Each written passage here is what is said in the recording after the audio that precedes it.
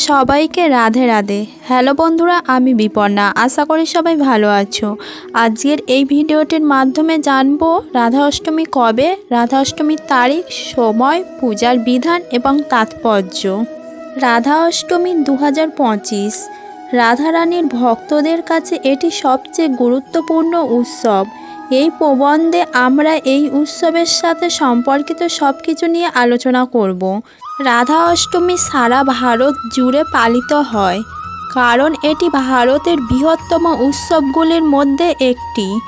রাধাকৃষ্ণর ভক্তরা এই উৎসবটি অত্যন্ত আনন্দের সাথে উদযাপন করেন বিশাল মাত্রায়।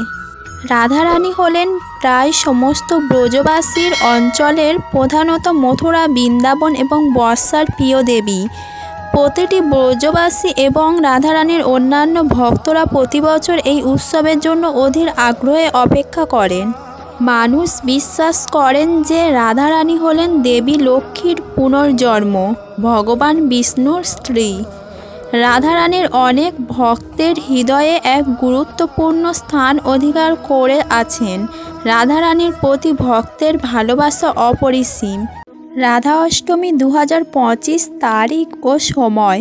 রাধা অষ্টমী 2025 শুরু হবে 30শে আগস্ট 2025 সকাল 10:46 এবং শেষ হবে 1 সেপ্টেম্বর 2025 দুপুর 12:57।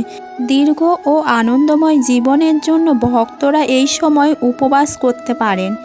বিভিন্ন অঞ্চল ও অঞ্চলভেদে পূজা এবং আরতির সময় ভিন্ন হতে পারে। মানুষ সাধারণত দুপুরে রাধা অষ্টমীর পূজা এবং আরতি করে। রাধা অষ্টমী কী? রাধা অষ্টমী সেই দিনটিকে জন্মবার্ষিকী হিসেবে পালন করা হয় যেদিন দেবী রাধারানী পৃথিবীতে জন্মগ্রহণ করেছিলেন। রাধারানীর জন্ম ভাদ্রপদ মাসে শুক্লপক্ষের অষ্টমী তিথিতে হয়েছিল, যা সাধারণত আগস্ট এবং সেপ্টেম্বর মাসে পড়ে।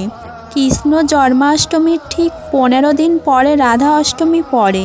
এটি বলা এবং লেখা আছে স্কন্দন পুরাণ। রাজা বৃষভানু এবং তাঁর স্ত্রী কীর্তি এমন এক দম্পতি যাদের বিয়ে বহু বছর পরেও কোনো সন্তান হয় না।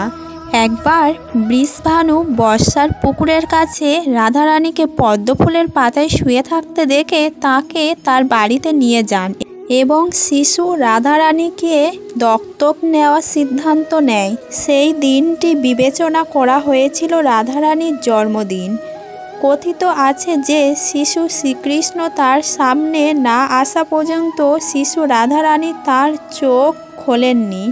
রাধারানী পৃথিবীতে প্রথম যে জিনিসটি দেখেছিলেন তা হলো ভগবান শ্রীকৃষ্ণের মুখ। রাধা অষ্টমীতে পূজা ও আরতির বিধি। রাধা অষ্টমীর পবিত্র দিনে ভক্তরা সারাদিন উপবাস রাখেন। তারা পূজার স্থান পরিষ্কার এবং সাজসজ্জা করেন। স্নানের পর আপনি রাধারানীর মূর্তিকে পঞ্চামৃত দিয়ে পরিষ্কার করে স্নান করাতে পারেন, যা 5টি উপাদান দিয়ে তৈরি: দই, দুধ, ঘি, মধু এবং চিনি। মূর্তি পরিষ্কার করার পর পুরনো কাপড় পাল্টে নতুন কাপড় পরান।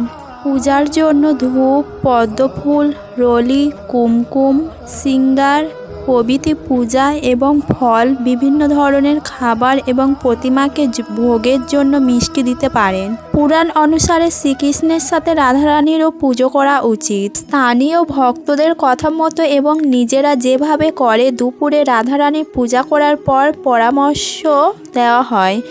পূজা আরতির পর ভক্তরা নাচ কীর্তন করেন এবং তারপর সমস্ত ভক্তদের মধ্যে প্রসাদ বিতরণ করা হয়। রাধা অষ্টমীর তাৎপর্য। রাধা অষ্টমী রাধাকৃষ্ণের ভক্তদের অন্যতম বড় উৎসব। পুরাণ ও হিন্দু ধর্মগ্রন্থ অনুসারে রাধারানী এবং কৃষ্ণ দুটি দেহ এবং একটি আত্মা। কথিত আছে যে যদি আপনি ভগবান কৃষ্ণের উপাসনা করেন তাহলে আপনার রাধারানীরও উপাসনা করা উচিত, অন্যথায় আপনার ইচ্ছা পূরণ হবে না। যদি তুমি একই ভালোবাসা ও ভক্তি সহকারে রাধাকৃষ্ণের উপাসনা করো তাহলে ভগবান শ্রীকৃষ্ণ সকল ইচ্ছা ও আকাঙ্ক্ষা পূরণ করবেন। যেহেতু রাধারানীর নাম ভগবান কৃষ্ণের আগে প্রথমে আসে, তাই ভগবান কৃষ্ণের আগে রাধারানীর পূজা করা ভালো। ভগবান কৃষ্ণ এটাই চান। রাধারানী ছাড়া ভগবান কৃষ্ণ অসম্পূর্ণ, তাই তাদের রাধাকৃষ্ণ নাম একসাথে জপ করা হয়।